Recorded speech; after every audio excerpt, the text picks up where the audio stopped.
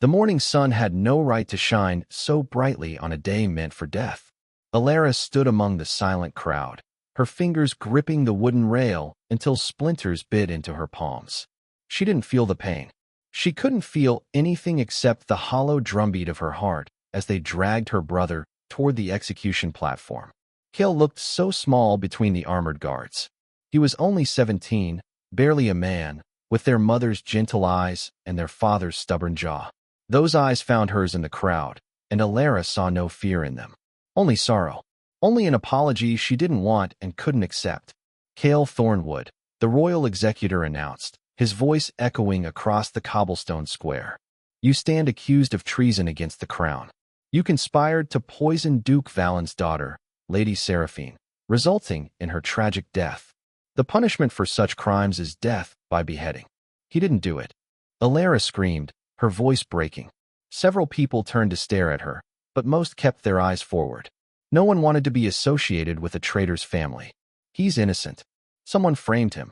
A guard moved toward her, his hand on his sword, but an elderly woman beside Alara grabbed her arm. Hush, child, she whispered urgently. You'll join him on that platform if you're not careful. But Alara couldn't stay quiet.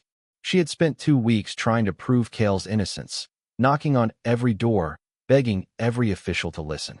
The evidence against him was too perfect, too neat. A letter in his handwriting. Poison found in his room.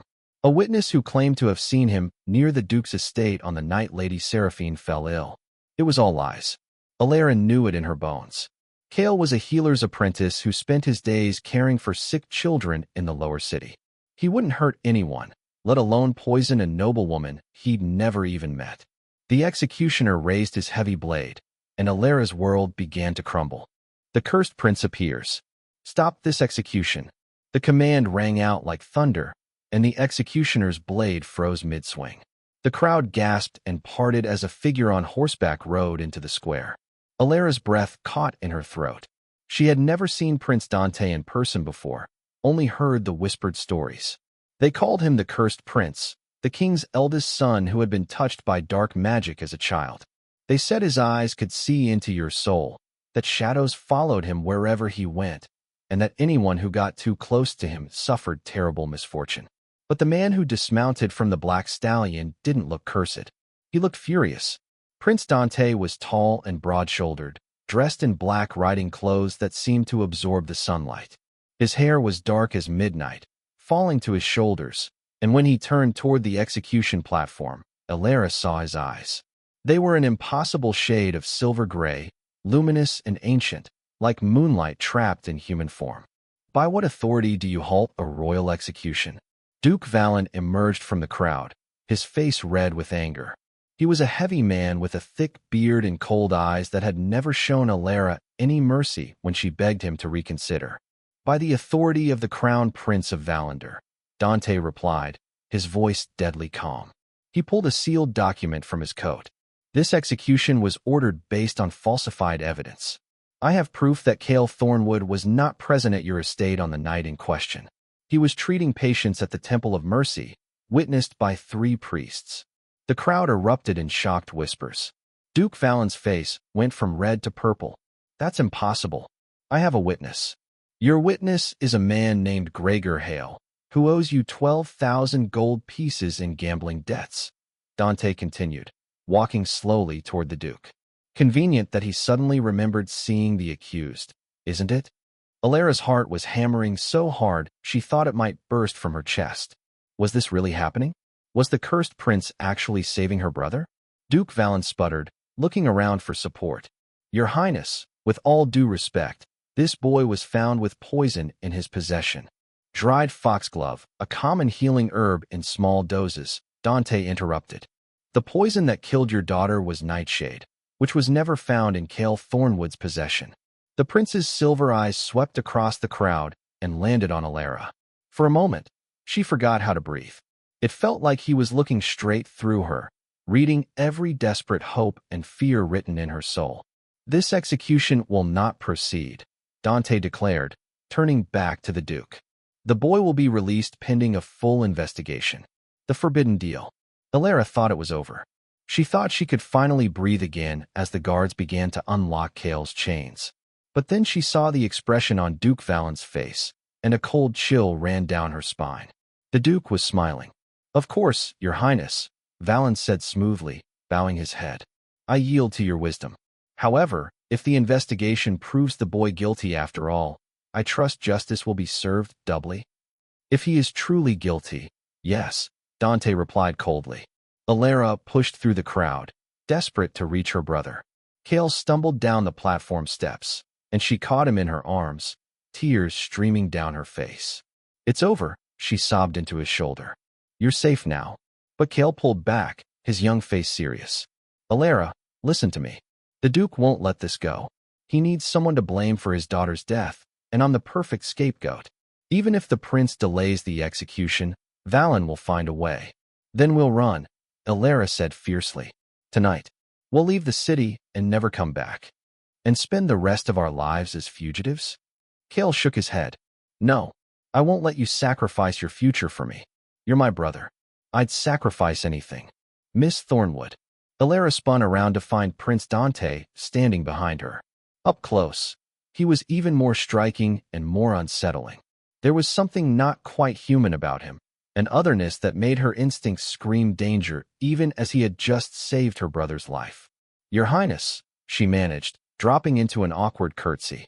"Walk with me," Dante said. It wasn't a request.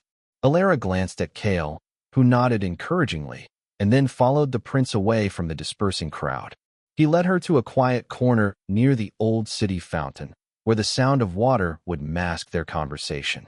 "You know your brother is still in danger," Dante said without preamble. "Yes," Alara whispered.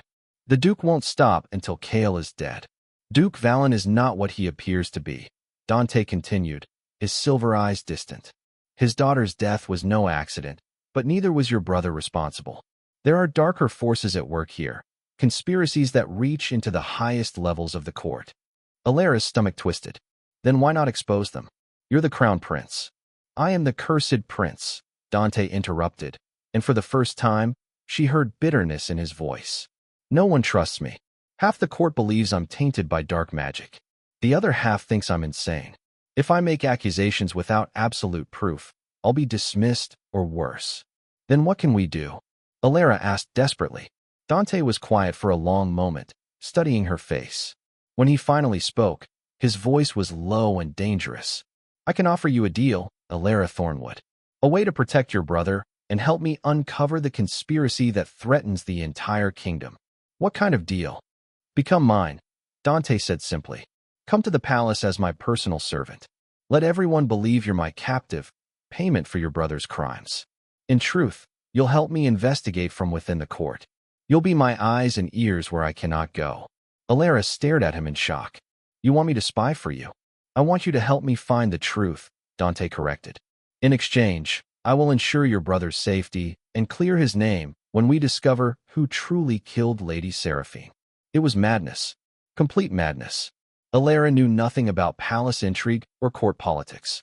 She was just a seamstress's daughter who had spent her whole life in the lower city. But when she looked into Prince Dante's strange silver eyes, she saw something unexpected. Desperation. The most powerful man in the kingdom, after the king himself, was desperate enough to ask for her help. "If I refuse," she asked quietly, "then I'll do what I can to protect your brother, but I can't guarantee his safety," Dante admitted. "Duke Valen is powerful and patient. He'll wait for the right moment, and then Kale will disappear. An accident. A robbery gone wrong. These things happen in the lower city." Alara's hands clenched into fists. She thought of Kale's gentle face, of the way he had spent his life healing others, asking for nothing in return. She thought of her mother's grave, and how she had promised to keep Kale safe no matter what. "I'll do it," she said. "But I have one condition." Dante raised an eyebrow. "You're in no position to bargain. Kale can never know the truth," Alara insisted. "Let him think I'm truly your captive. If he knows I'm doing this willingly, he'll try to stop me or do something foolish to save me." For the first time, something that might have been respect flickered in Dante's eyes. "Agreed.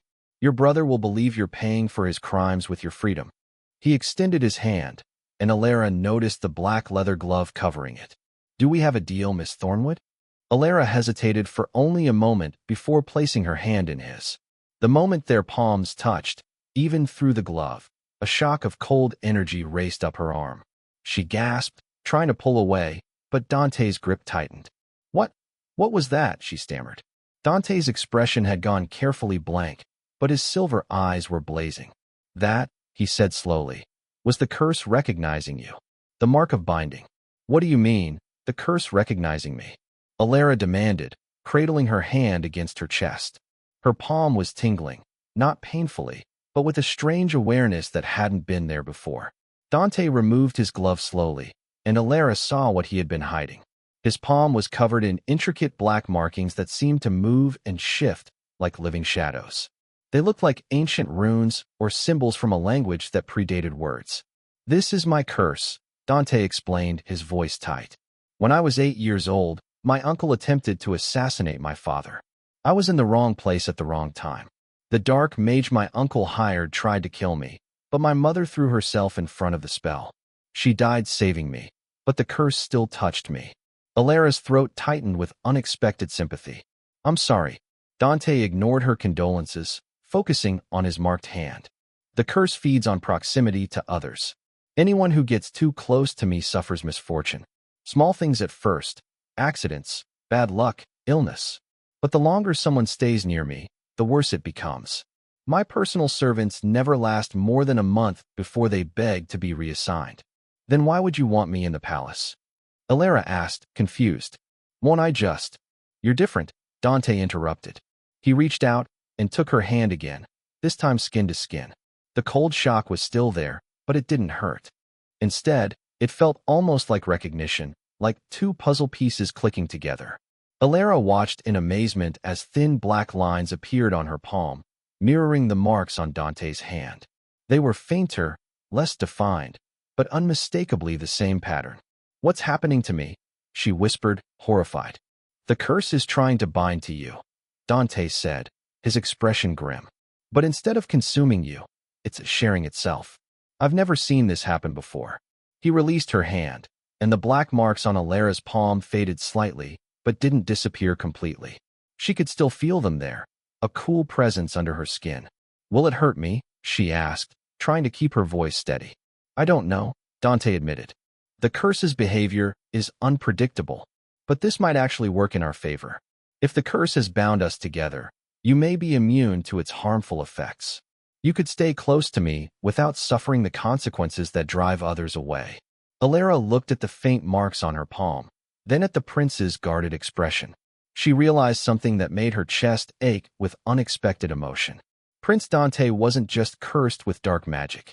He was cursed with loneliness. Everyone in the kingdom feared him or pitied him, and no one could stand to be near him for long. Does it hurt you? She asked quietly. The curse. Dante seemed taken aback by the question. It's uncomfortable, like wearing a coat that doesn't fit, constantly aware of something that doesn't belong. I'm sorry, Alara said again, and this time she meant it deeply. No one should have to carry that alone. Something shifted in Dante's silver eyes, a crack in the wall he kept around himself. But before he could respond, shouting erupted from the direction of the execution square. They ran back to find chaos. Kale was on the ground, clutching his side, blood seeping between his fingers. Duke Valen's men surrounded him, swords drawn. He tried to escape, one of the guards shouted. We had to stop him. That's a lie. Kale gasped through gritted teeth. They attacked me. Alara started forward, but Dante's hand shot out, holding her back. His silver eyes were blazing with fury as he took in the scene.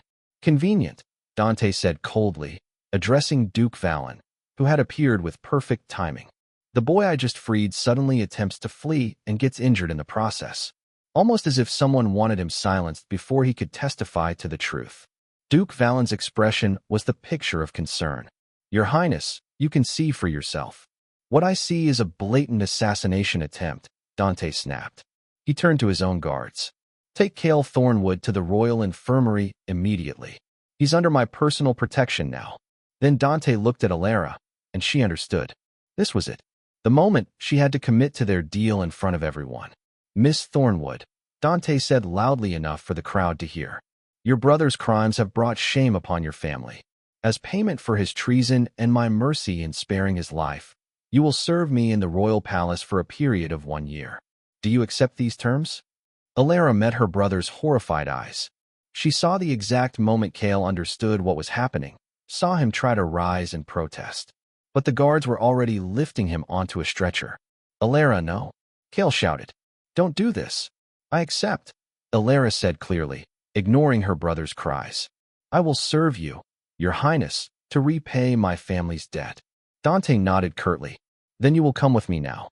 Bring nothing. You belong to the crown." As Dante's guards escorted her toward the prince's horse, Alara heard Kale screaming her name.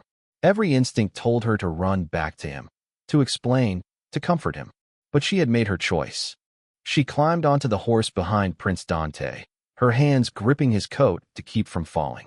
As they rode away from the square, she felt the curse mark on her palm pulsing in time with her heartbeat. "Are you certain about this?" Dante asked quietly, so only she could hear. "Once we enter the palace, there's no turning back. The games begin in earnest." Alara looked back one last time at her brother being carried toward the infirmary, at the crowd still whispering about the cursed prince and his new captive.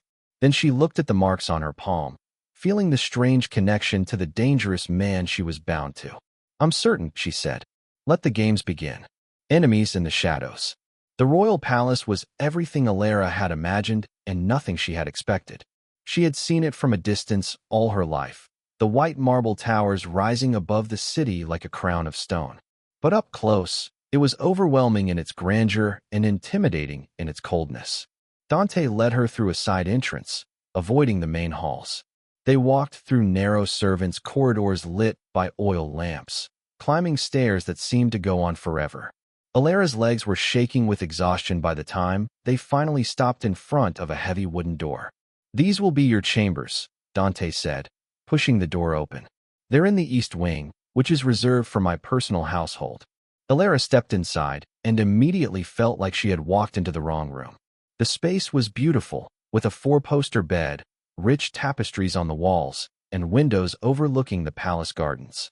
This wasn't a servant's room. This was guest quarters for someone important. "There must be a mistake," she said, turning to Dante. "I thought I was supposed to be your servant." "You're supposed to appear to be my captive," Dante corrected. "Which means you need to look the part of someone I value enough to keep close. A servant in rags wouldn't have access to the places we need you to go." He walked to the wardrobe and opened it, revealing an array of fine dresses in deep colors. "You'll dress like a lady, act like a lady, and attend me in court. Let everyone wonder what exactly you are to me. The uncertainty will work in our favor." Alara's cheeks flushed. "What I am to you, Your Highness, people will think." "Let them think what they want," Dante said dismissively. "Court thrives on gossip and speculation. We'll use that. The more they're focused on you and your relationship to me, the less they'll notice what we're really doing." A knock on the door interrupted them. A middle-aged woman entered, carrying fresh linens. She had kind eyes and graying hair pulled back in a neat bun. "Your Highness," she said, curtsying. "The girls' things are ready." "Thank you, Margaret," Dante replied. He turned back to Alara. "This is Margaret Thorne. She's been with my household for 3 years, which makes her the longest-serving member of my staff. She's immune to most of the curse's effects due to her distant bloodline connection to the old magic families." Margaret smiled warmly at Alara. "Don't worry, dear. The prince looks scary, but he's not as terrible as the rumors say." "That's a ringing endorsement," Dante said dryly. To Alara, he added, "Margaret will help you adjust to palace life. She knows which corridors to avoid, which courtiers can't be trusted, and where all the secret passages are." "Secret passages?" Alara repeated. "This palace is 300 years old," Margaret explained with a conspiratorial wink. "It has more secrets than a merchant's ledger. You'll learn them soon enough." Dante moved toward the door. "Rest tonight. Tomorrow, I'll introduce you to the court. Be prepared for hostile stares and cruel whispers. The nobles won't like seeing someone of your station elevated to my personal attention." "What should I say to them?" Alara asked nervously. "Say nothing," Dante advised. "Mystery is more powerful than explanation. If they ask about you, let them wonder. If they insult you, ignore them. You're under my protection, which means they can't touch you without facing my wrath." He paused at the door, his silver eyes meeting hers. One more thing. The curse mark will allow us to sense each other's emotions at times, especially when feelings are strong. Fear, anger, pain, I may feel them through the bond. Try not to panic unnecessarily. And what will I feel from you? Alara asked. Dante's expression became unreadable. Hopefully nothing at all. I've had years to build walls around my emotions. But if you do feel something through the bond, especially if it's sudden danger or urgency, find me immediately. After he left, Margaret busied herself preparing the room for Alara's stay. But Alara couldn't stop staring at her palm, where the curse marks had settled into her skin like delicate black tattoos. Does it hurt, dear? Margaret asked gently. No, Alara admitted. It just feels strange. Like I'm aware of something I wasn't before. Margaret nodded knowingly. The curse changes those it touches. But you're lucky, in a way. Most people would be dead or mad by now from direct contact with His Highness's curse. The fact that you're standing here, clear-headed and healthy, means something important. What does it mean? It means you were meant to be here, Margaret said simply. She helped Alara out of her simple dress and into a nightgown that felt like wearing clouds. Fate has a funny way of putting the right people in the right places, even when it seems impossible. That night, Alara lay in the luxurious bed, unable to sleep. Through the windows, she could see the lights of the lower city where her brother was recovering in the royal infirmary. She prayed he was safe, that he would forgive her for what he thought was a terrible sacrifice. As she finally began to drift off, she felt something strange through the curse bond. It was faint, like hearing a distant voice through a wall. But she recognized the emotion immediately. Loneliness. Prince Dante, the most powerful man in the kingdom after his father, was somewhere in this vast palace feeling crushingly, desperately alone. Alara pressed her marked palm against her chest, over her heart, and made a silent promise. Whatever happened in the days to come, whatever dangers they faced together, she would make sure he didn't feel that way anymore. She would find the truth, clear her brother's name, and maybe, just maybe, help free the cursed prince from his chains. Part 2. Vengeance in Velvet. Court of Lies. Alara's first morning in the palace began with a nightmare dressed in silk. Margaret had woken her before dawn to prepare her for court. The older woman had spent 2 hours transforming Alara from a seamstress's daughter into something resembling a lady. The dress was deep emerald green, fitted at the waist with silver embroidery that caught the light. Her dark hair had been pinned up in an elaborate style that felt like it might topple off her head at any moment. Remember, Margaret whispered as they walked through the marble corridors toward the throne room. You are under Prince Dante's protection. No one can harm you directly, but words can cut deeper than swords in this place. Don't let them see you bleed. The throne room was massive, with vaulted ceilings painted with scenes of ancient battles and victories. Morning light streamed through stained glass windows, casting colored shadows across the marble floor. Dozens of nobles were already assembled, their fine clothes making Alara feel like an imposter despite her borrowed finery. Every conversation stopped when she entered. Every eye turned to stare. Prince Dante stood near the throne, dressed in formal black with the royal seal embroidered in silver on his chest. When he saw her, something flickered in his silver eyes.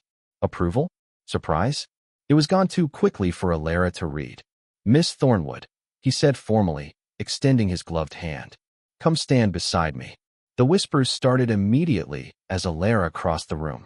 She could hear fragments of conversations, each word designed to wound. That's her? The traitor's sister? I heard she seduced the prince to save her brother's neck. Look at that dress. She's definitely warming his bed. The cursed prince and the criminal's sister. How fitting. Alara's cheeks burned, but she kept her chin high and her expression blank, just as Dante had instructed.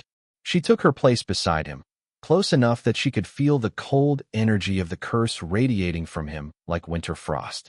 Through the bond, she felt something unexpected from Dante. Anger, not at her, but at the court for their cruelty. The king entered, and everyone bowed. King Aldrich was an older version of his son, with the same strong features but tired eyes. He looked at Alara with curiosity, but said nothing as he took his throne. We have much business to attend to today, King Aldrich announced. First, The matter of Lady Seraphine's death and the investigation His Highness Prince Dante has requested. Duke Valen stepped forward, his face a mask of grief. Your Majesty, while I appreciate the prince's thoroughness, I believe the evidence against Cale Thornwood is clear. The boy had poison in his possession, a witness placed him near my estate, and my daughter is dead. Delaying justice only adds to my family's suffering. The witness you mention is a man who owes you significant gambling debts, Dante countered smoothly. Hardly an unbiased source. And the poison found in Thornwood's possession was foxglove, used in healing. The poison that killed your daughter was nightshade, which was never connected to the accused. Perhaps he was clever enough to dispose of the nightshade, Duke Valen suggested, his voice dripping with false reasonableness. These lower-class criminals can be quite cunning. Alara's hands clenched into fists. She wanted to scream at the Duke, to call him a liar in front of the entire court. But Dante had warned her to stay silent, to let him handle the politics. I propose a compromise, said a smooth voice from the crowd. A woman stepped forward, and Alara's breath caught. She was stunning, with golden hair and amber eyes, dressed in a gown that probably cost more than Alara's family had earned in a year. Your Majesty, perhaps we should allow Prince Dante his investigation, but set a firm deadline. If he cannot prove the boy's innocence within, say, 2 weeks, then the execution will proceed as planned. King Aldrich nodded thoughtfully. A reasonable suggestion, Lady Cassandra. What say you, Dante? Alara felt a spike of tension through the curse bond. Dante's jaw tightened almost imperceptibly. 2 weeks is acceptable, Dante agreed. But I will need access to Duke Valen's estate and permission to question his household staff. Granted, the king said. Duke Valen, you will cooperate fully with the prince's investigation. Duke Valen bowed, but Alara saw the satisfied smirk on his face. He wasn't worried. He thought 2 weeks wasn't enough time to uncover the truth. After the court session ended, Alara followed Dante to his private study. The moment the door closed, she exploded. 2 weeks. That's impossible. How are we supposed to solve a murder and expose a conspiracy in 2 weeks? We work quickly, Dante said, removing his gloves and pouring himself a glass of dark wine. And we start with Lady Cassandra. Who is she? Alara asked, though something in her gut already knew the answer and didn't like it. Lady Cassandra Blackwood, Dante said, his expression carefully neutral. She's the daughter of Lord Blackwood, one of the wealthiest nobles in the kingdom. She's also my former betrothed. Alara felt something twist in her chest. Jealousy? No, that was ridiculous. She barely knew Prince Dante, and their arrangement was purely practical. Former? She managed to ask. The engagement was arranged by our fathers when we were children, Dante explained. But 3 years ago, Cassandra broke it off.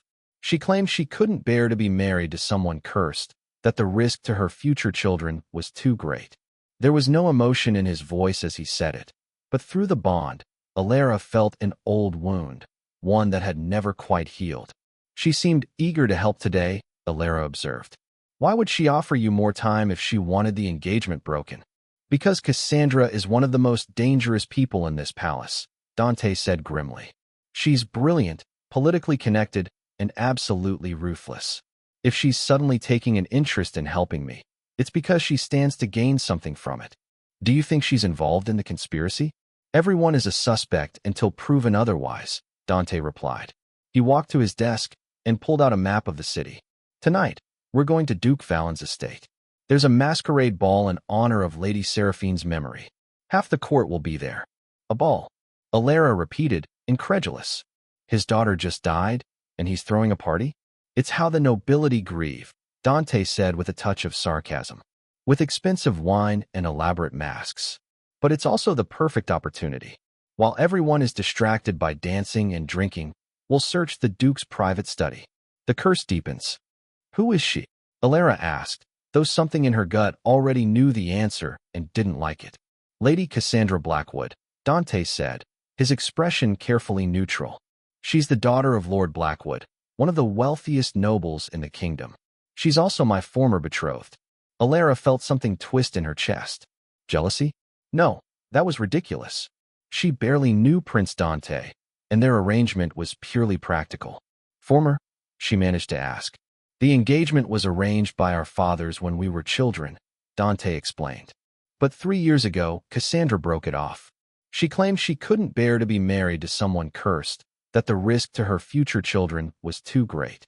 There was no emotion in his voice as he said it, but through the bond, Alara felt an old wound, one that had never quite healed. She seemed eager to help today, Alara observed. Why would she offer you more time if she wanted the engagement broken? Because Cassandra is one of the most dangerous people in this palace, Dante said grimly. She's brilliant, politically connected, and absolutely ruthless. If she's suddenly taking an interest in helping me, it's because she stands to gain something from it. Do you think she's involved in the conspiracy? Everyone is a suspect until proven otherwise, Dante replied. He walked to his desk and pulled out a map of the city. Tonight, we're going to Duke Valen's estate. There's a masquerade ball in honor of Lady Seraphine's memory. Half the court will be there. A ball. Alara repeated, incredulous. His daughter just died, and he's throwing a party? It's how the nobility grieve, Dante said with a touch of sarcasm. With expensive wine and elaborate masks. But it's also the perfect opportunity. While everyone is distracted by dancing and drinking, we'll search the Duke's private study. The curse deepens. That afternoon, Margaret helped Alara prepare for the ball. The dress was even more elaborate than the morning gown, a deep midnight blue with silver stars embroidered across the bodice. It made her look like a piece of the night sky. You'll be the most beautiful woman there, Margaret said warmly, adjusting the final pin in Alara's hair. I'll be the most out of place, Alara corrected. These people hate me, Margaret. They think I'm a criminal sister who seduced the prince. Then show them they're wrong, Margaret replied. Hold your head high and remember that you're worth 10 of those painted peacocks strutting around the court. When Alara entered Dante's chambers to meet him before the ball, she found him standing by the window, already dressed in formal black with a silver mask resting on the desk. He turned when he heard her enter, and for a moment, he simply stared. You look, he started, then seemed to lose the words. Ridiculous, Alara supplied nervously. Like you belong in a palace, Dante finished softly. He picked up a silver mask decorated with moonstone gems and approached her. May I? Alara nodded, and Dante gently placed the mask over her eyes, tying the silk ribbons behind her head. His fingers brushed against her neck, and she felt the curse mark on her palm pulse with warmth. There's something you should know before we go, Dante said, his voice low. The curse has been behaving strangely since it bonded with you.